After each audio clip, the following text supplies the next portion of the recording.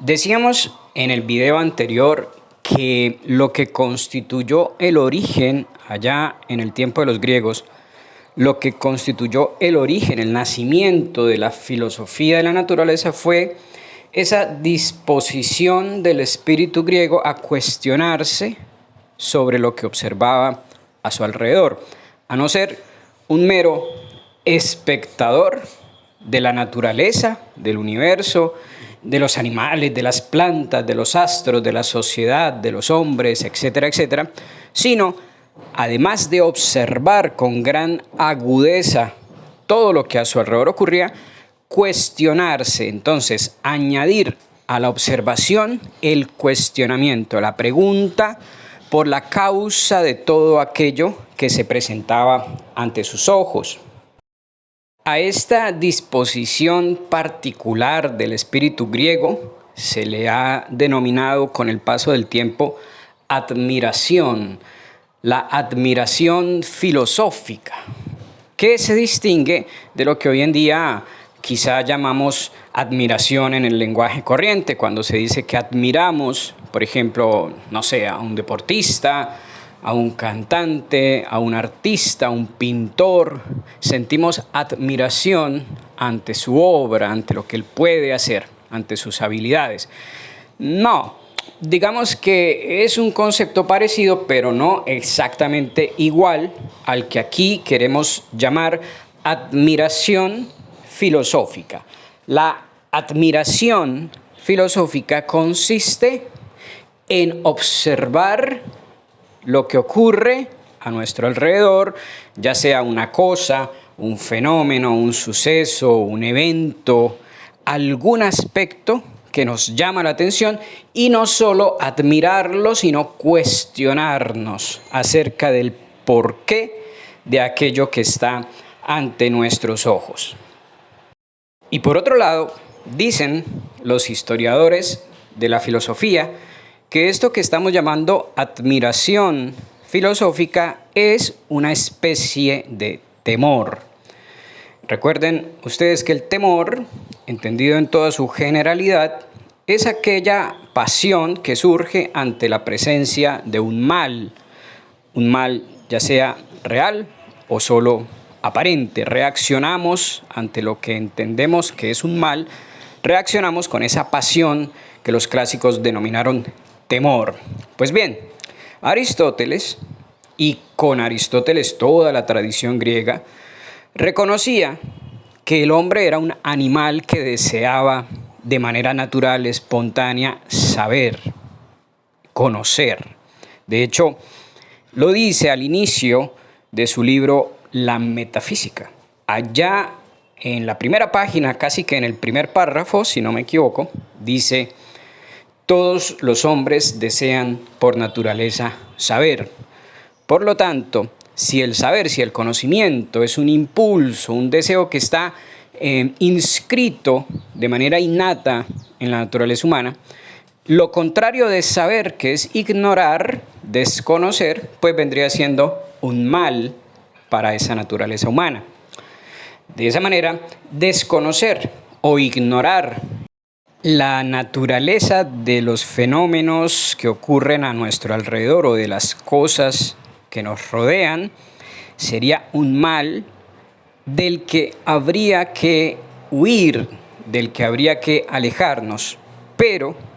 lo que distingue a la admiración filosófica del resto de los temores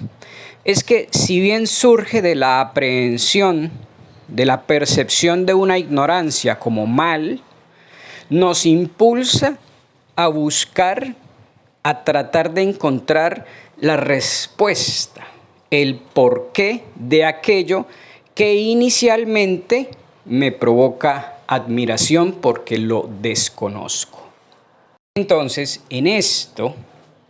consiste, dicho en palabras breves,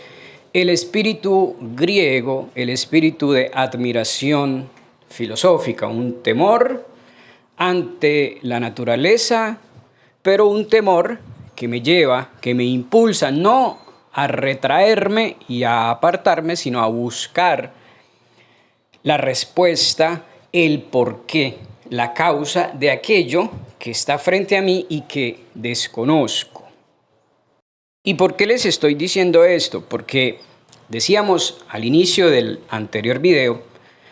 que en vez de memorizar una lista de conceptos y con eso pretender que ya conocemos la filosofía de la naturaleza, lo cual sería muy sencillo de hacer, podríamos en muy poco tiempo memorizar lo que es la forma, lo que es la materia, la forma substancial, la forma accidental, la materia prima, la materia segunda, las causas, las 4 causas, los cambios, los tipos de cambios que existen. En cuestión de un par de horas podríamos memorizar sin problema estos conceptos y quedarnos con la idea equivocada que ya con eso tenemos una concepción de lo que los griegos entendían por filosofía de la naturaleza. Decíamos que proceder de esa manera nos llevaría a errar por tener una concepción corta, incompleta y muy reducida de lo que la filosofía de la naturaleza verdaderamente es. Y proponíamos, por el contrario, aproximarnos en la medida de nuestras posibilidades a ese estado interior que el griego tenía en el momento en el que dio a luz la filosofía de la naturaleza. Ahora estamos diciendo que ese momento estuvo marcado, determinado, como caracterizado por lo que hemos llamado admiración filosófica, una curiosidad vinculada a una especie de temor por una ignorancia que se percibe frente a lo que ocurre a mi alrededor, pero que a la vez me mueve, me impulsa a buscar los porqués, las respuestas a lo que evidentemente ignoro acerca de los animales. De esa manera quizá podemos comprender un poco mejor por qué al griego de hace 2500 años le provocaba curiosidad cosas que hoy en día para nosotros parecen evidentes. Estamos en una disposición de espíritu distinta a la de los griegos. Hoy en día, en las grandes ciudades y por efecto del internet, de la hipercirculación de información gratuita, disponible, masiva, estamos tal vez convencidos o como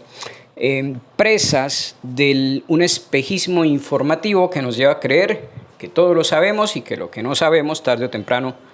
lo vamos a saber, de tal manera que ya nada a nuestro alrededor parece que nos sorprende, nada nos causa admiración. En cambio, para el espíritu griego las cosas eran muy distintas. Ellos se enfrentaban a un mundo que representaba para ellos una incógnita en muchos aspectos. Carecían todavía de muchísimos conocimientos que la humanidad ha podido ir acumulando con el paso de los siglos y por lo tanto lo que despertaba en su espíritu el espectáculo de la naturaleza era admiración y deseo por conocer. De ahí surge la filosofía de la naturaleza. Cuando el espíritu griego, cuando el griego de hace 2500 años emprendió la tarea, emprendió ese viaje por buscar respuestas racionales a todos los fenómenos que ocurrían a su alrededor. Y de hecho, si nosotros queremos aprender o asimilar de la mejor manera posible lo que nos heredaron los griegos, lo primero que debemos tratar de hacer es colocarnos en ese mismo estado de espíritu, dejar un poco de lado esa suficiencia, ese sentimiento de suficiencia del hombre moderno que todo lo sabe y pararnos ante la naturaleza de las cosas más bien con la actitud del niño para el cual todo es nuevo, todo es asombroso, todo le provoca admiración, todo le provoca deseo de saber y entonces los niños cansan a sus papás con una preguntadera que parece que no acaba nunca, y esto qué es, y esto qué es, y esto qué es, y por qué, y por qué, y por qué, y los que son papás lo saben y lo han experimentado. Pues bien, esa curiosidad esa disposición de espíritu a preguntarnos, a querer indagar, incluso por los fenómenos más sencillos que ocurren a nuestro alrededor, es lo que constituye, como si dijéramos, la cuota inicial de la correcta disposición de espíritu para empezar a filosofar. La admiración filosófica, el deseo de preguntarnos el porqué de las cosas, y no solamente el porqué inmediato y quedarnos contentos con eso, sino el porqué más profundo, el porqué que nos revela la causa profunda, última, primera de aquello que nos cuestiona. Esa sería la disposición correcta para iniciar la filosofía de la naturaleza.